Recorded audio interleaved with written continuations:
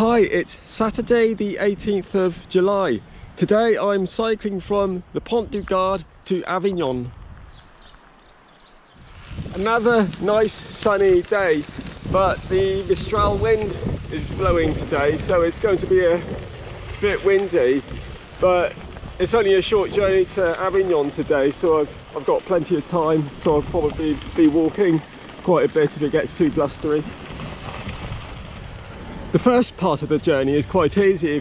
If anything, the wind's behind me now because I'm doubling back from where I came yesterday. I've got to go south on this really nice cycle path again for a while until I get to a little village called Montfinin. And then I start heading eastwards towards Avignon.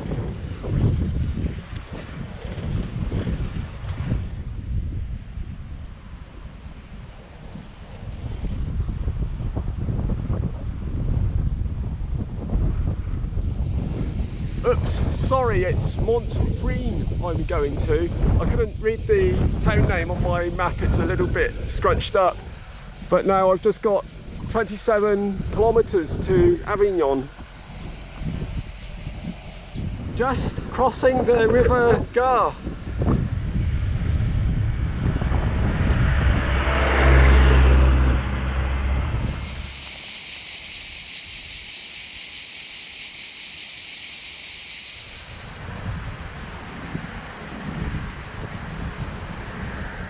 For the last few miles into Avignon, the Eurovelo 17 follows the Rhône River.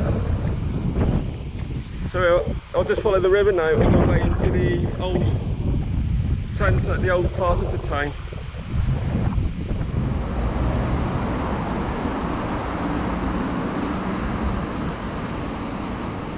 Probably the most famous half a bridge in Europe.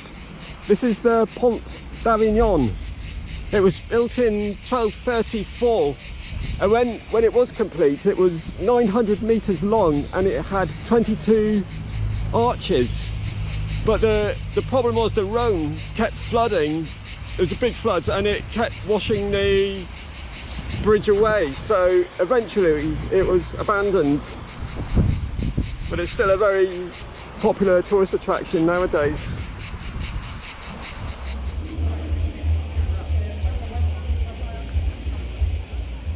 This is the Palace of the Popes in Avignon, and this was where the papacy residence was during the 14th century. So Avignon became the residence of the popes in 1309, when Pope Clement V, who was willing to live in Rome because of the chaos and violence there, decided to move to Avignon and set up the papacy here. The papacy returned to Rome in 1377, but Avignon still wanted to remain as a papacy, and this caused the papal schism. And this went on until 1417, when it was decided that the papacy would definitely be in Rome from now on.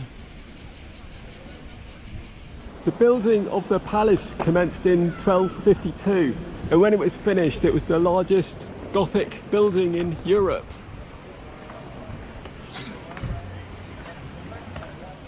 And there's some awesome views at the top of the hill, the Rhône River.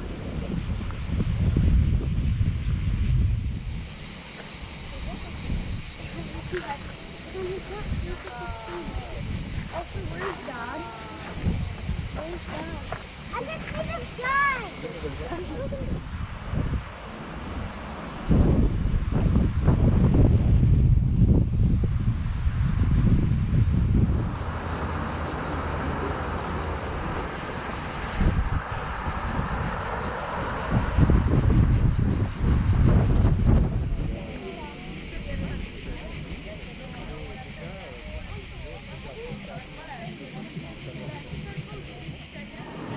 So I'm in Avignon for a couple of nights, so the plan is I'm just going to look for the Airbnb place where I'll be spending my time here.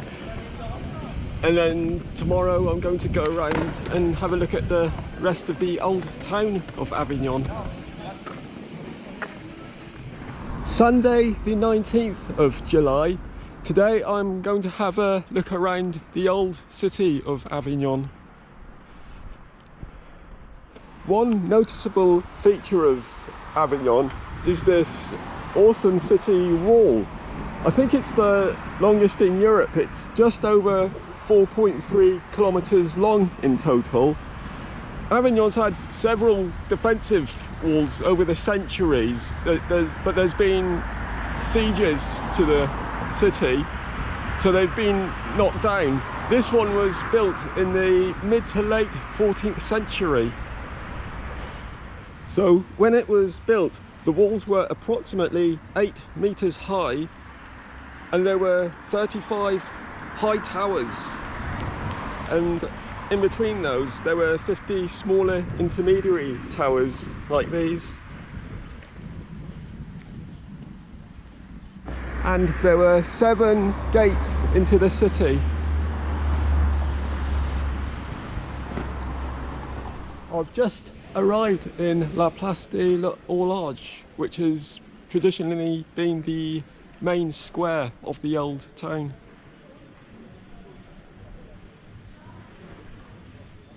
This is the Hôtel de Ville, which is the city hall, and this was built between 1845 and 1851 over a former cardinal's palace. And the Hôtel de Ville still retains an old tower from the cardinal's palace, and they transformed it into a belfry in the 15th century. Avignon was originally a Roman city. It was called Avinio, and the Place de l'Horloge is where the Forum, the Roman Forum, used to be held.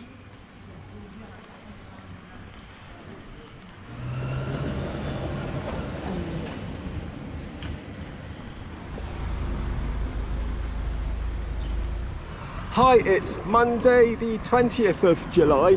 Today I'm cycling to Orange.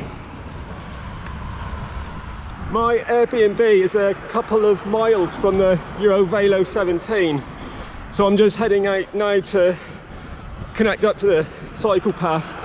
This is the Route de Lyon. It's a very nice route out of the city. It's got quite a nice wide cycle path.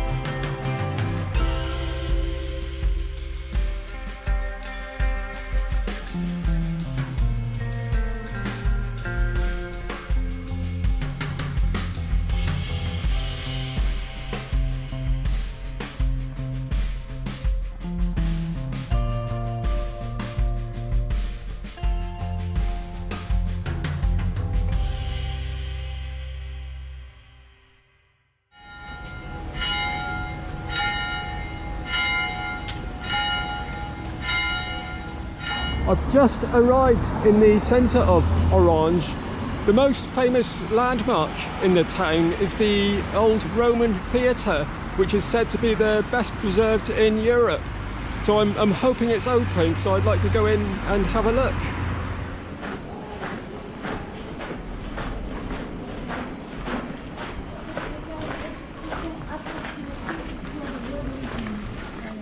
The Roman theatre at Orange was built under the reign of Emperor Augustus in the 1st century AD.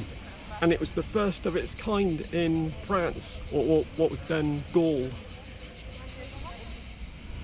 So the imposing facade is 103 metres long, it's 1.8 metres thick, and it's 37 metres high. King Louis XIV of France called it the most beautiful wall in my entire kingdom. The theatre could hold up to 9,000 spectators, and the seats were allocated to their status. So the people at the top of the hierarchy, they had their seats reserved at the bottom, and then the merchants and normal Roman citizens were in the middle tiers, and at the top were the slaves and the various other lower classes. The theatre is often praised for its perfect acoustics, so I guess that if anyone was on the stage speaking, it would be possible to hear them quite clearly all the way at the top of the auditorium. The theatre was abandoned in the Middle Ages since the church thought that plays were too immoral, and then so the theatre after that served as a defence structure and also as a refuge for the population during the many wars over the centuries. And at one point there were actually houses built in the centre, but fortunately it was restored in the 19th century, and nowadays it's still used for concerts. Just north of here is a Roman Arch of Triumph, so I'm going to travel over there now to have a look at that.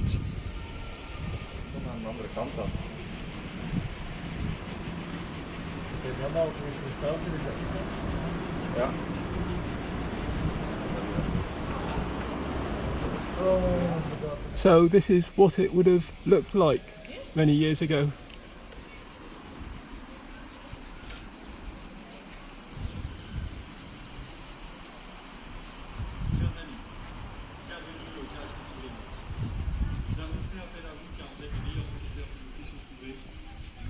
Ah, well, that's a pity. This is the Roman Arch of Triumph in Orange, but it's completely covered in scaffolding at the moment, so they must be restoring it. I'll have to have a look on the internet and see if there's a photograph I can put in on the video. But the Arch of Triumph, it was built in the 1st century along it was put on what was known as the Via Agrippa, and that was a network of roads that the Romans built in Gaul, and there was a road that went from Lyon down to Arles, and they put the arch on that. It's believed that it was being built to honour the Roman soldiers who fought in the Gallic Wars. But fortunately I won't be seeing it today. I haven't bothered checking to see if there's any campsites in Orange, because there's a nice big wooded area just north of the town, so I'm just going to head up to there and see if I can find a nice camping spot up there.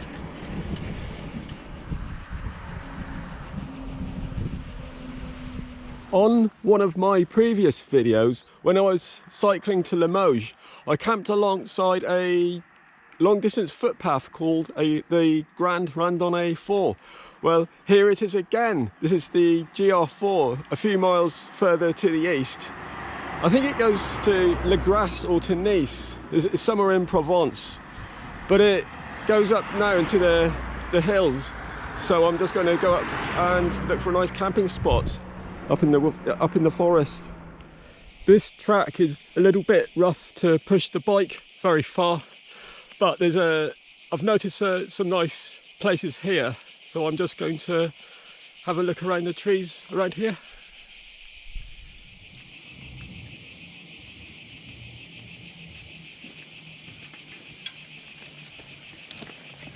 This seems a pretty good spot. No mosquitoes again. I'm very close to the GR4 and the road, but it's very well covered here. So all I need to do now is just get into the shade and just listen to the radio. I don't think I'll bother putting the tent up again tonight because no mosquitoes and flies, ants, things like that, so pretty good sight. So I'm going to get in the shade and cool off a bit and listen to my radio for a while. So I've got my perfect little hideaway sorted out for tonight. This is better than a campsite, much more shaded and peaceful. So I'm heading to Valence, where I'm spending a couple of days on a Airbnb. So I've given myself plenty of time because it's very hot weather and I want to do a lot more sightseeing, travelling up the Rhône. So I'll be going off the route. I won't be on the Eurovelo 17. I'll be heading up into the hills to look at the old chateaux and abbeys and such like. So anyway, I'm going to settle down now and wait for the sun to go down. So good night. Tuesday the 21st of July. That was a nice quiet night in the woods. So today I'm continuing to do some more sightseeing at the Rhône Valley.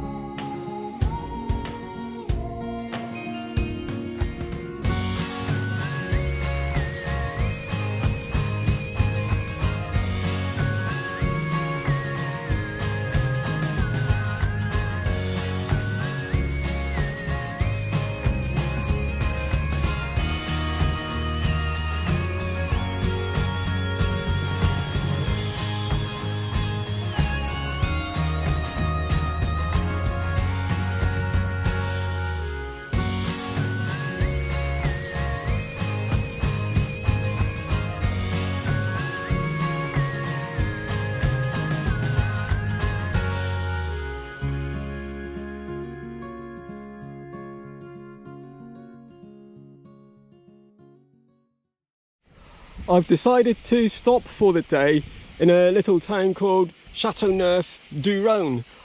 I've just found this campsite just by chance because I thought I was going to just have to head into the hills and look for somewhere to camp, which I didn't really feel like doing actually. It's really hot and I have to carry loads of water. And I just happened to come across this place. This is Camping Le Moulinas, I think it's pronounced. But it's a really nice place. I think it's €8 just for one person with a tent. The reception isn't open yet, but I was looking at the tariff board and it's just €8 just for one person and a tent. And a chap in the reception just said, "I'll come back at 5 o'clock and pay." But it looks like a really nice campsite. It's very quiet, it's very shaded, loads of room. So quite a good place to stay, I think. So I'm going to start editing my video now because I hope to upload it in a couple of days and then listen to the radio. So good night. Wednesday the 22nd of July. Today I'm heading to a town called Rochemaure where there's a nice old ruined chateau to have a look at. And then I'll be continuing along the Eurovelo 17 for a while.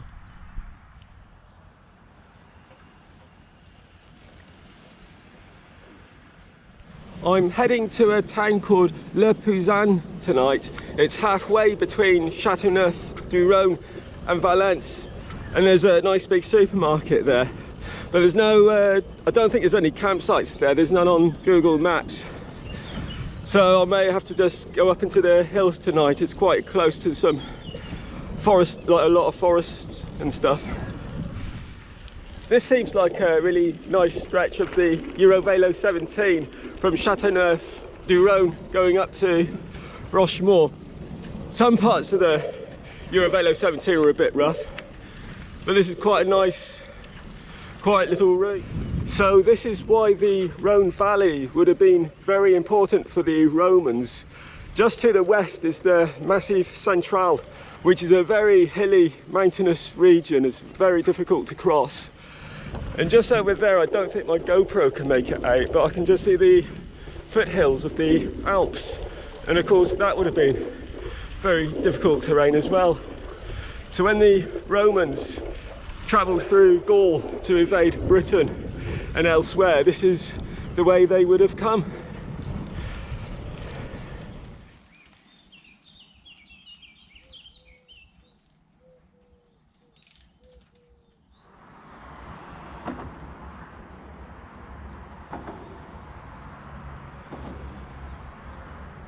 Wow, this is a very nice footbridge going over to Rochemaure. Get a nice view from up here.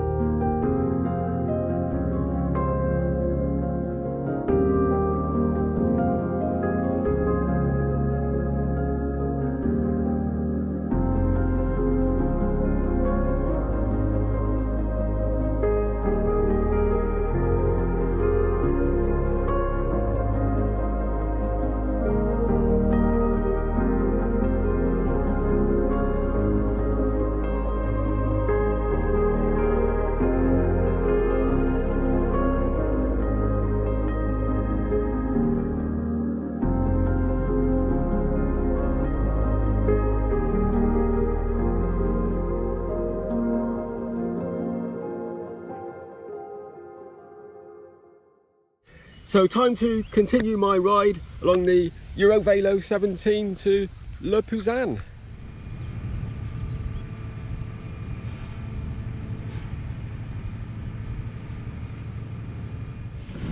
I'm about 6 miles from Le Pouzin now. This is a really nice stretch of the cycle route. Very well done here. There's lots of cyclists as well, of course. Definitely the cycling season.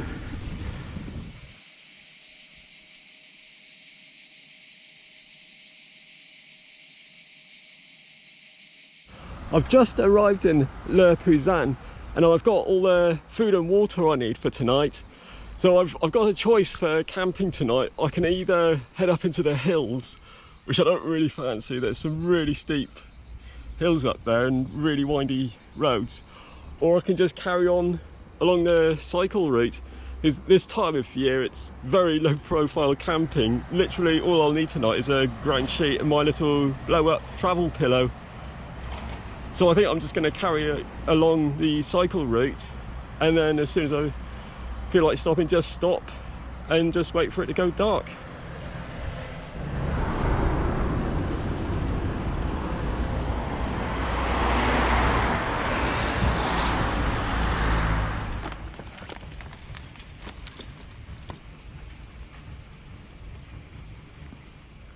Well, this looks like a nice secluded area just off the cycle path. So I'm just going to have a wander around and see if there's anywhere that could make a really good camping spot tonight. Well, this seems as good a spot as any, so I'm now just going to settle down, have a drink and listen to the radio. And tomorrow it's just a really easy ride into Valence, where I'll be spending 2 nights. So until tomorrow, good night. Thursday the 23rd of July. I put the tent up last night because there was some rain clouds coming in. There was the odd shower and it's quite dewy this morning, so it's a good job I did put it up. I think this is the Drôme River. I think this is one of the tributaries for the Rhône. And they meet up just down there. So it looks like it's going to be another nice day again today, and I've just got a nice short trip cycling into Valence.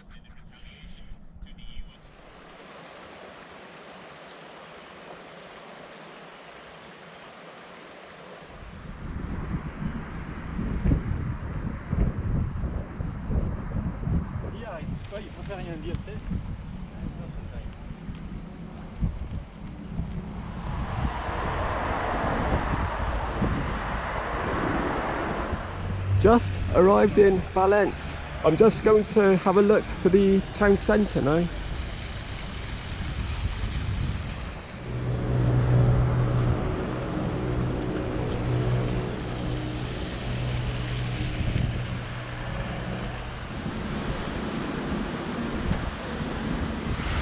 Well, I think this video's starting to get a bit long now, so I'm going to start my next video and upload this one tonight.